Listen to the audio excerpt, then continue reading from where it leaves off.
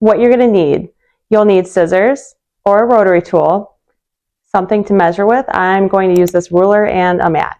A stretchy fabric, which I have here. I prefer double brush poly, but realistically you can use anything with a spandex in it. Knits are best because they have stretch and give, and wovens are non-stretchy fabrics and not best for headbands. Well, workout headbands. You're also going to need thread and some type of sewing device. You can use a needle and thread if you don't have a machine. There's no shame in that, especially if this is just one of those one-off projects. Me personally, since I do this full-time, I use a serger for the stretching seams, and then I use a sewing machine for the finishing seams. Now, before we begin, please hit that subscribe button and follow along with this series where I will be sharing all of my best practices for sewing and running a small business. First things first, we have to figure out which side is the stretchiest.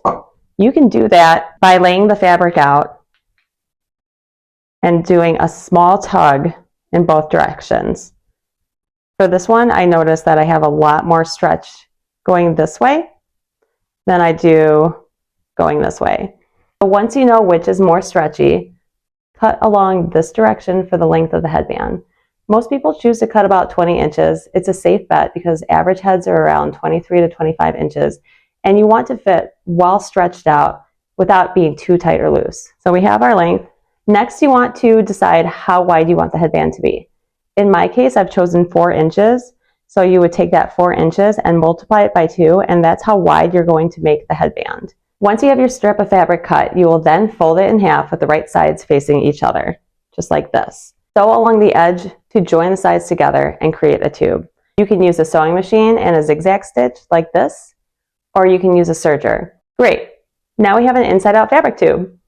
Next, if you have one of these lying around your house, go ahead and grab it, and I'm going to show you a really easy way to turn the headband out. Take the paper towel off, take the tube, open it up, put the outside over the edge, okay, just like that, and then pull it down.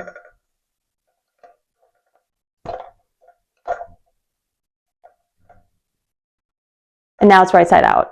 So now we have our tube. This is the side that you would want to see when you're wearing it. This is the inside with the seam on the middle of the headband. What you're going to do is flip it back over so that both sides that would be seen are touching each other. Fold in half, make them touch each other.